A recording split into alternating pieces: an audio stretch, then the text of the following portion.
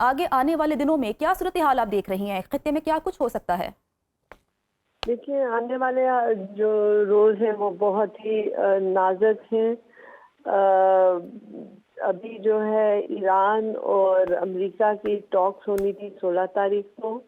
میرے خیال میں یہ حملہ اس لیے کیا گیا ہے کہ ٹاکس کو ڈیریل کیا جائے، کیونکہ اسرائیل نہیں چاہتا کہ ایران جو ہے وہ اپنے نیوکلیئر جو پروگرام ہے اس کے اوپر امریکہ سے کوئی امن کر سکے.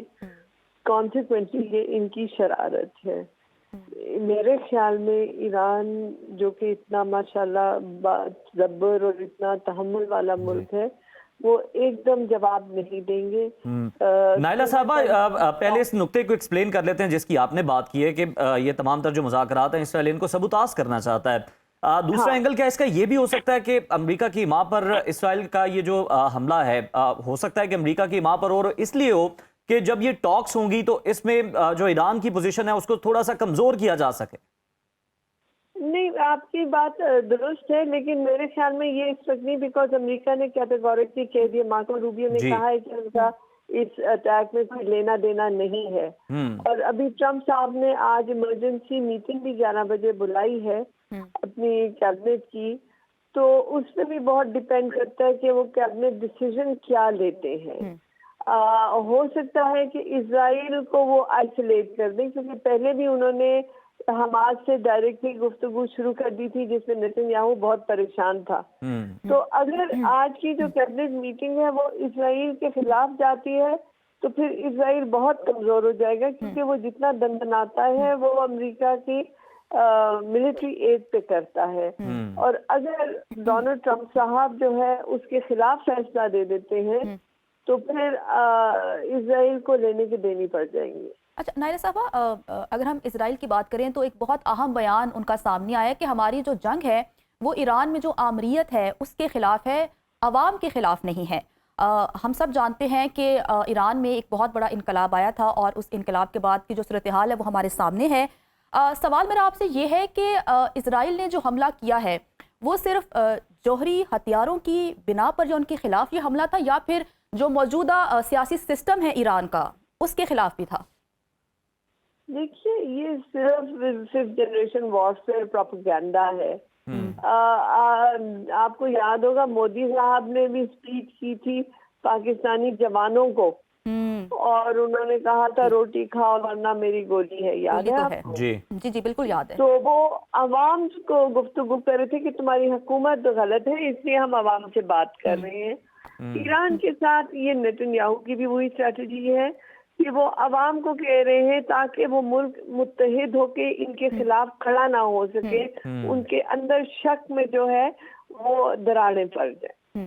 یہ جس طرح شیطان کام کرتا ہے نا وسوسے ڈال کے. بالکل، ہم یہ تو پہلے دن سے کہہ رہے ہیں کہ مودی ہو یا نیتن یاہو ہو وہ ایک ہی پروسیس سے کام کرتے ہیں. اچھا یہ کہیے گا امریکہ کی ہم بات کر لیں تو امریکہ نے تو ابھی تک تو لا تعلقی کا اعلان کیا ہے، لیکن ہم سب جانتے ہیں کہ اسرائیل کا سب سے بڑا سپورٹر اگر کوئی ہے تو وہ امریکہ ہے. تو آپ کو لگتا ہے کہ واقع میں امریکہ کی پشت پناہی اسرائیل کو حاصل نہیں تھی؟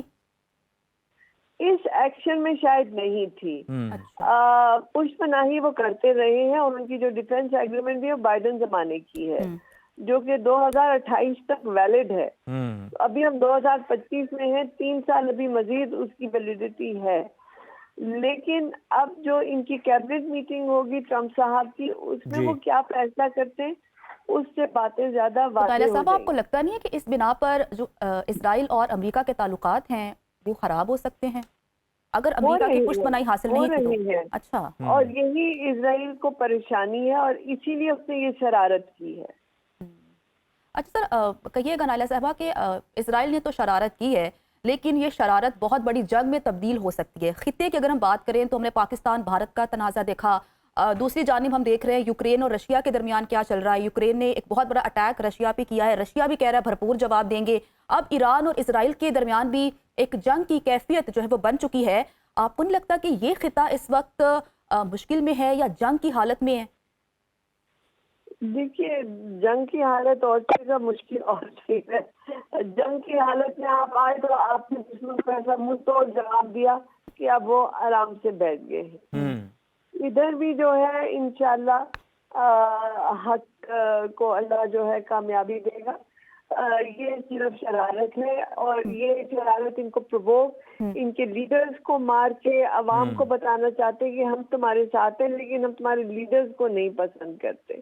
نائلہ صاحبہ بالکل آپ کہہ رہی ہیں کہ یہ شرارت ہے. اگر ہم دیکھا جائے تو دونوں ممالک کو دیکھ لیں, ایران کو دیکھ لیں, اسرائیل کو دیکھ لیں, ان کے جو حمایت یافتہ جو ان کے حمایتی ممالک ہیں, آپ کو کیا لگتا ہے کہ وہ کس طرح سے اپنی سپورٹ جو ہے وہ شو کریں گے اور کس حد تک؟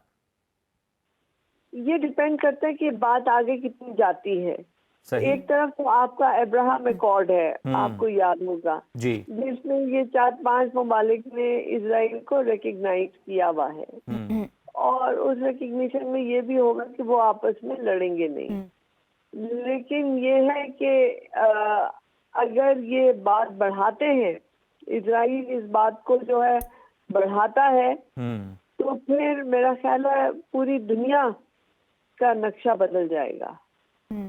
اچھا نائلہ صاحبہ, خطے کے علاوہ پوری دنیا پر اس طرح کی جو کشیدگی ہے اس کے کیا اثرات مرتب ہوں گے؟ اسٹاک ایکسچینج میں اگر ہم دیکھ لیں, تیل کی سپلائی میں دیکھ لیں, اس کے علاوہ اگر ہم معاشی سطح پر دیکھ لیں تو اوورآل کیا اثرات مرتب ہوں گے؟ پوری دنیا کو کیا فیس کرنا پڑے گا اگر یہ معاملہ کنٹرول نہیں ہوتا تو؟ دیکھیے قبل از وقت ہے اس کے آسرائی میں, ہمیں تھوڑا ٹائم لینا چاہیے. پہلے دیکھتے ہیں کہ آج کی جو ٹرمپ صاحب کی کیبنٹ میٹنگ ہے اس میں کیا فیصلہ ہوتا ہے, اور پھر دیکھتے ہیں کہ کیا 16 تاریخ کی جو میٹنگ شیڈیولڈ ہے کیا وہ ہوتی ہے نہیں ہوتی, اور اگر ہوتی ہے تو اس کے کیا نتائج نکلتے ہیں. اس کے بعد کوئی آپ جو ہے نا اس پہ. نائلہ صاحبہ اگر جس طرح سے آپ بڑی درست نشاندہی کر رہی ہیں کہ ٹرمپ صاحب کی جانب سے دیکھنا ہے کہ پوری دنیا یہ نظریں لگائے بیٹھی ہے کہ ان کی طرف سے کیا بیان آتا ہے, امریکہ کی طرف سے کیا بیان آتا ہے, وائٹ ہاؤس کیا کہتا ہے اس پر, لیکن اس سے پہلے اگر ایران کوئی جواب دے دیتا ہے تو آپ کو نہیں لگتا کہ صورتحال پھر بگڑ جائے گی, کسی کے کنٹرول میں نہیں رہے گی؟ یہ بات ایران سمجھتا ہے, یہ میں متوقع ہوں کہ وہ 16 تاریخ سے پہلے جواب نہیں دیں گے. ابھی تو وہ یہ دیکھیں گے کہ کیبنٹ میٹنگ جو ہے امریکہ میں. نائلہ صاحب ذرا بریفلی بتا دیجیے گا, بریک کا وقت ہو گیا, لیکن میں جاننا چاہ رہی ہوں کہ اگر اس تمام صورتحال کے بعد امریکہ اور ایران کے درمیان مذاکرات ہوتے ہیں تو ایران کے پاس اب جواز ہے کہ اسرائیل کا جب دل کرتا ہے ہم پر اٹیک کر دیتا ہے, تو ہمارے پاس تو اپنے دفاع کے لیے جوہری ہتھیار ہونے چاہیے. بالکل, تو ایران کا موقف اور اسٹرانگ ہو جاتا ہے. اب تک تو امریکہ کہہ رہا تھا نا کہ نہیں آپ یہ اس کو ویپنائز نہیں کیجیے گا. اب نہیں پتا دنیا کو کہ کیا ایران واقعی ہی ویپنائز ہو چکا ہے یا صرف وہ پیسفل لیول تک ہے. IAEA کی رپورٹس کے مطابق, کیونکہ ایران NPT کا سگنیٹری ہے, تو انہوں نے اس NPT کی وائلیشن نہیں کی, وہ NPT کے مطابق چل رہے ہیں. لیکن اگر ان ٹاکس میں جو ہے مثبت نتیجہ نہیں نکلتا تو پھر ایران کے پاس نیوکلیئرائزیشن کا جواب ہو جائے گا,